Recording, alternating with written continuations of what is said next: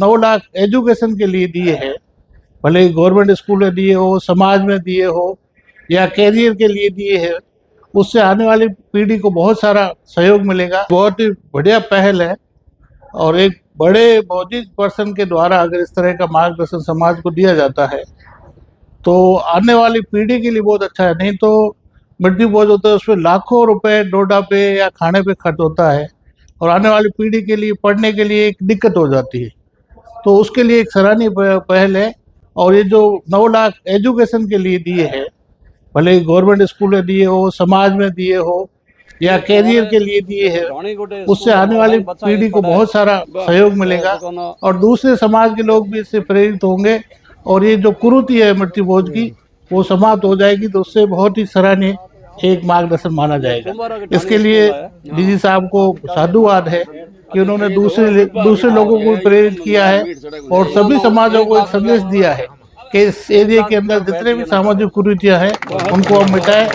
और एक सकारात्मक पहल करते हुए इस तरह के काम करें जिससे दूसरे लोग भी इससे प्रेरित होकर के इस प्रकार की जो कुरीतियां हैं उनको रोकने का काम करें।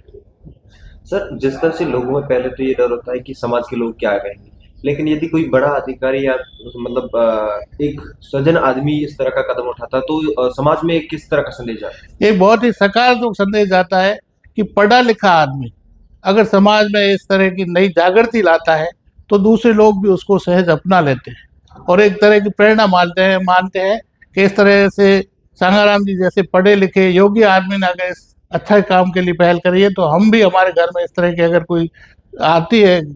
घर में किसी की मृत्यु होती है तो उस समय हम भी उनकी याद में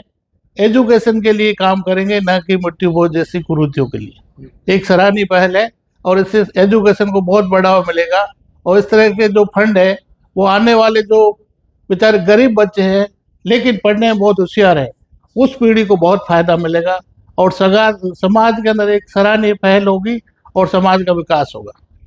जिस तरह से सर हर समाज में ज्यादातर ये मृत्यु भोज की कुरीतियां है कि कैसे भी करके आपको मृत्यु भोज कराना जरूरी है, लेकिन अब इस तरह से यदि कोई कदम उठाएगा तो मृत्यु भोज धीरे धीरे समाप्त होने की संभावना है। बिल्कुल संभावना है। अगर हम किसी भी समस्या का समाधान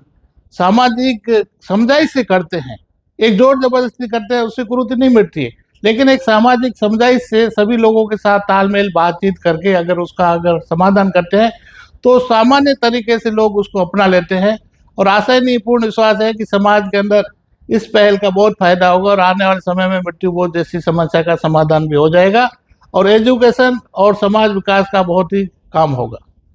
सर, जिस तरह से लाखों रुपए नशा प्रवृत्ति को लेकर मतलब जिसमें नशे जी लगते हैं,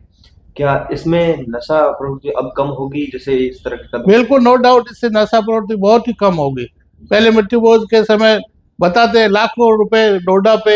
या अफीम पे खर्च हो जाता है, लेकिन अब जब मृत्यु भोज रोक जाएगा और सामान्य खाना होगा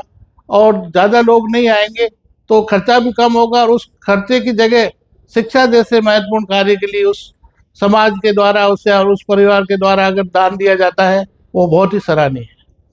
तो हर समाज में ये किस तरह का संदेश जाएगा? हाँ, मेरा ये विचार है कि पूरे हमारे मारवाड़ क्षेत्र के सभी समाज इससे प्रेरित होंगे और हर समाज अपने समाज को सुधारने के लिए और विशेषकर आने वाली पीढ़ी को आगे बढ़ाने के लिए शिक्षा जैसे महत्वपूर्ण कार्य करेंगे, न कि मृत्यु जैसी कुरीतियों पे काम करेंगे।